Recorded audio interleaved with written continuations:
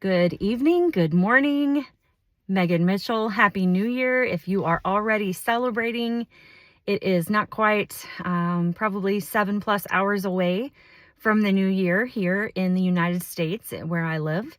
And I wasn't intending on making a video today, but when something's been circling in my mind, that's kind of when I get on here. I don't really prepare, I just share my thoughts.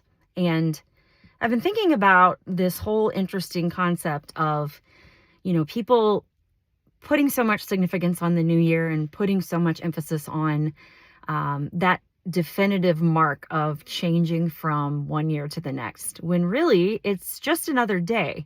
However, it's symbolic, and the symbolism is very important, and I think it's especially important in our Victory with Ash community.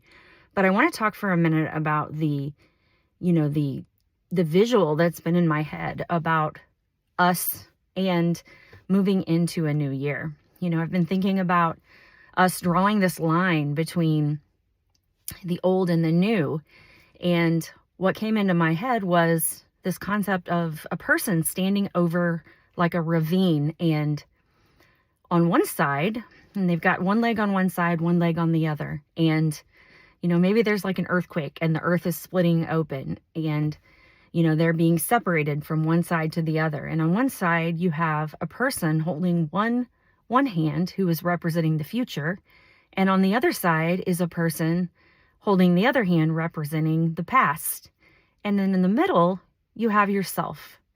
And, if the person in the past is stronger, they're going to keep pulling you back into the past. Eventually, as that earth separates, as everything is breaking apart, you have to make a decision. One has to win over the other. And, we do so much talking about core strength in fitness and being grounded and being centered. And, we think about it as the future is pulling us, the past is pulling us. But what if you are the one in control? What if you are the present? You are right here in the middle and you are in control. And hopefully you will allow that future and the present to be the stronger one, because you are the one feeding, whether you're following your past or whether you're looking back or whether you're looking to the future and your present. And in my mind, I'm imagining that the person who is the future is stronger and or equally as strong as you are, the present in the center, and that you are grounded in both what's happening now and what's going to happen in the future.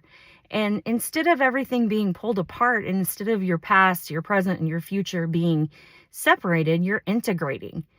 Because let's be honest, even though there's always things that we don't like about whatever year it is, we want to bring the good things with us too. We don't have to abandon everything from 2025. We don't have to, just throw it all away, because there's good that happens every year. As I imagine someone walking down the road of life, and they're just, they're dropping the things that are not serving them, and they're picking up new things that are serving them. And that's where I think we are here in Victory with Ash.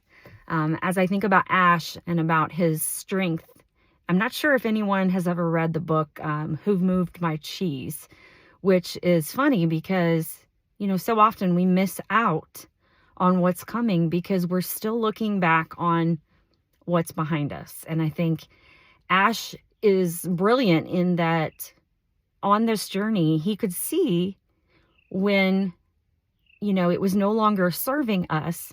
And he already had the foresight and the willpower to start preparing for the future. So as we move into 2026, I hope that we'll all do the same, that we'll realize, what's not serving us and what is, and what we bring with us and what we leave. So many are still reluctant to let go of the old on-passive narrative, still talking about foundership, still talking about teams and all of that. And Ash has told us that we are not under that system.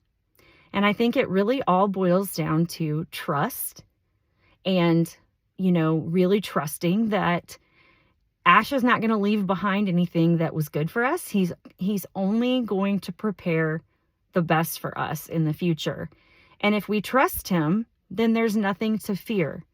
And so much of the time, negative emotions and negative behaviors are all rooted in fear.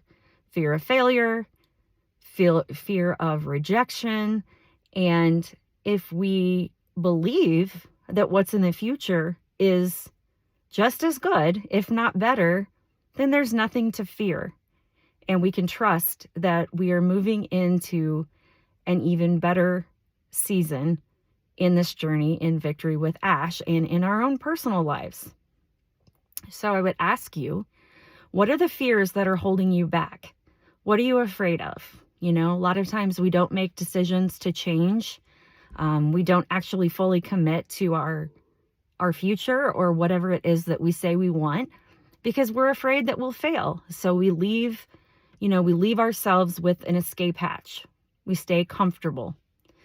So what are you not doing, or what are you doing to prepare for your future, to prepare for the present and the future? I think it's important to say, just like I said with the whole visual of the person in the middle being the present, that we spend so much of our lives trying to imagine what the future is going to hold that we miss out on the present. So rather than making some grandiose, New Year's resolution, why don't we commit to being present each day and making small, actionable steps towards the future that we want? I hope this resonates with you, and I wanted to wish everyone a very, very happy new year and say that I am incredibly blessed to be on this journey with all of you. And I just can't wait for us to jump over into the future with each other and just be successful. Have a blessed New Year's, and I will see you guys soon.